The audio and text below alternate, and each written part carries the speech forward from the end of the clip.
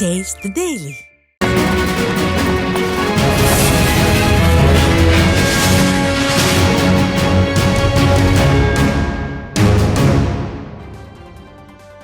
Chennai RK நகரில் மழையினால் பாதிக்கப்பட்டு வெள்ளம் சூழ்ந்த பகுதிகளை வடசென்னை வடக்கு கிழக்கு மாவட்ட கழக செயலாளர் RS ராஜேஷ் பார்வையிட்டு பாதிக்கப்பட்ட மக்களுக்கு நிவாரண உதவிகளை வழங்கி ஆறுதல் தெரிவித்தார்.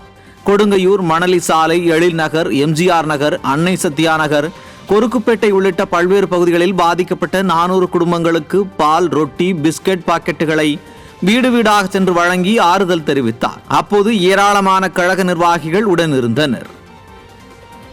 சென்னை வேளச்சேரியில் பெஞ்சல் புயலால் பாதிக்கப்பட்ட மக்களுக்கு அதிமுக மாவட்ட செயலாளர் வேளச்சேரி அசோக் உணவு வழங்கினார்.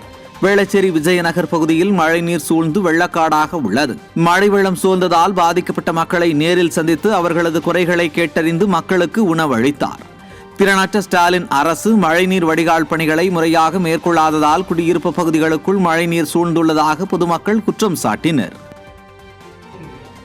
தூத்துக்குடி மாவட்டம் கோவில்பட்டியில் 2026 சட்டமன்ற தேர்தலில் மக்கள் ஆட்சி மாற்றத்தை விரும்புகின்றனர் என முன்னாள் அமைச்சர்கள் தெரிவித்தனர்.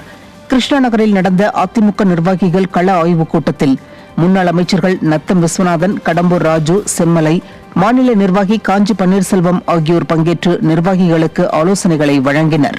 முன்னதாக புரட்சித் தலைவர், புரட்சித் தலைவி திருவுருவப் படங்களுக்கு மலர் தூவி மரியாதை செலுத்தினர்.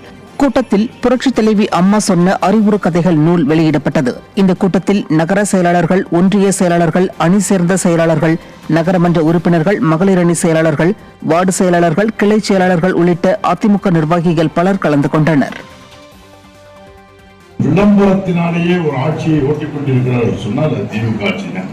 எதையும் செய்யல, ஆனா மாறாக எல்லாம் திட்டதாக ஒரு தோற்றத்தை, மாய தோற்றத்தை உருவாக்கி கொண்டிருக்கிறார்கள். சட்டமன்றத்தில் கூட நீங்க பாத்தீங்கன்னா தெரியும், நமது அமைச்சருக்கு தெரியும், நன்றாக தெரியும். எல்லாத்தையும் எந்த பிரச்சனையும் சொன்னாலும் ஏற்கனவே நாங்கள் செஞ்சு முடிச்சுட்டோம். இது சாதாரணமா இருக்கு. அனைத்து அமைச்சர்களும், அமைச்சர்கள் மட்டுமல்ல, முதலமைச்சரும் சேர்ந்து போய் சொல்றாரு. ஆயிரத்திரண்டாம் அமைச்சர்களும் பொய்யில, முதலமைச்சரும் பொய்யில. ஆகப்படி இந்த பொய் பிரச்சாரத்தை திராவிட முன்னேற்ற கழகத்தை எதிர்கட்சி வரிசையில் கூட உட்காராத அளவிற்கு 3வது இடத்திற்கு தள்ள வேண்டும் என்பதுதான் என்னுடைய விருப்பம். காரணம், இன்றைக்கு நம்முடைய மாவட்ட கழகத்தை அழகாக சொன்னார். அனைத்து தரப்பு மக்களும் இன்றைக்கு இந்த ஆட்சியின் மீது அதிருப்தியோடு, கோபத்தோடு, இன்னும் சொல்ல போனால் எப்படியாவது இவர்களை வீட்டுக்கு அனுப்ப வேண்டும் என்ற நிலைப்பாட்டிலே இருக்கிறார்கள். இன்னைக்கு அதனாலதான் பயம், திமுகவுக்கு இந்த தேர்தலுக்கு வந்து பயம் வந்து விட்டது.